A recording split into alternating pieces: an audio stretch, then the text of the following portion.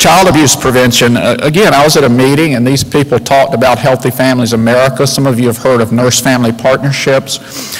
But the idea came out of Hawaii, where the first studies looked like if you asked the right questions to pregnant women or women who were having babies in the hospital, that psychosocial screens could prove which families were not going to do a very good job attaching to their babies, and the babies were at risk for fatal abuse in the first 5 years of life.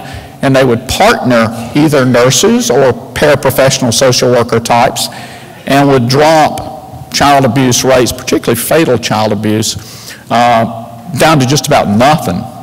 And I came home from that meeting just obsessed with doing something, called my little band of friends together at one of our meetings, and lo and behold, Head Start again found $500,000 in a federal program coming through the state, and Wayne County First Steps was born, so that we are now working with our prenatal clinic at the health department. We have a Spanish-speaking worker.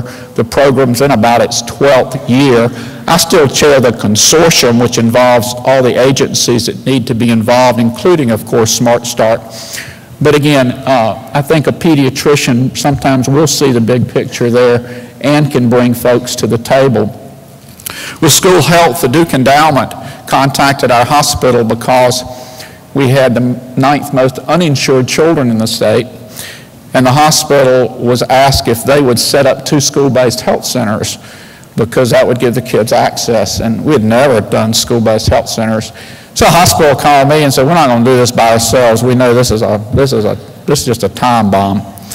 And sure enough, it was a time bomb with some of my partners who perceived school-based clinics as competing with private practice. But we carefully selected schools. We realized that of the 150 charts we reviewed from the middle school we were going into first, only a third had had any kind of checkup in the last 3 years. This was not a franchise for Goldsboro Pediatrics. And now, with the help of the hospital and the health department, the mental health agency, we run 6 middle school and high school-based health centers. The electronic health record company that provides the services for Goldsboro Pediatrics gave us the licenses, so every clinic has electronic health records that are integrated with Goldsboro Pediatrics, and it's just a marvelous model of how reaching out and involving the whole community you can accomplish really good things for children. I'm blown away by the value of on-site mental health that our adolescents and high school students receive. And of course, we just almost eliminated adolescent pregnancy by giving these young children in the adolescent age group access to user-friendly information and health services at school. We have incorporated a psychologist and a mental health clinical social worker into our practice, and again, the Wayne County Partnership for Children will work with our mental health staff as needed to assure that as early as possible our psychologists can help. And again, this wouldn't have happened if we hadn't looked around and realized how big a part of our business mental health had become. It's still not part of our business we can pay for, but we think it's important. We're working on it. One of my partners came to me and said, I'm worried about African American children being obese, and I want to do something about it. I said, well, if it was me, I'd call the health department and Family Y because they might do something for you. The next thing I knew, he was working with the Lieutenant Governor Beverly Perdue, who's now our governor, and a school board member who knew Beverly Perdue pretty well, and $500,000 was coming in for a program at the Family Y so that these kids go 12 weeks, 2 nights a week with their families to address obesity issues for the family. And just an incredible example, again, of how the community can play, and a pediatrician's in the middle of it. And then our Breastfeeding Coalition is another model where, with a small grant from the American Academy of Pediatrics, we brought together our community partners who would have been the 4-H or Cooperative Extension People Group, Partnership for Children, Head Start, Health Department, and we have a military base. And we have a dynamic lactation consultant who has done just marvelous things organizing this, and again, it just goes on and on if everybody's willing to play.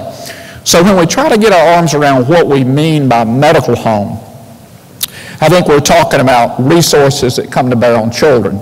My nurse practitioner colleagues want to call it a health home, and I honestly agree with them because it's physical health, mental health, and psychosocial health, and it's more than what we think of as medical. The problem is medical home has been there since 1967, and it's a hard thing to get away from. The adult medicine people have hijacked the term medical home to try to get the payers to make sure that you and I are going to have family docs and general internists to take care of us because it's a dying breed. Medical students aren't going into primary care.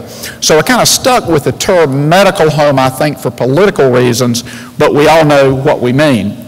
In this diagram, which was put together by a pediatrician, it could very easily have been the community team and not the practice team, because I see this as something that the Partnership for Children could chair in a community, because there's, you know, a health system column and a community column, and the patient and the family is right in the middle, and underneath it all is information technology, which we know would make our lives so much easier. So you can be part of the medical home, and it's as simple for me as the child plus the resources equals a medical home. And I've got the pediatrician as a catalyst, like these equations we all have in our chemistry courses, but you could be just as an effective catalyst, probably more effective catalyst than I can be. This is the icon that demonstrates the strategic plan of the American Academy of Pediatrics, and I love it because early brain and child development is at the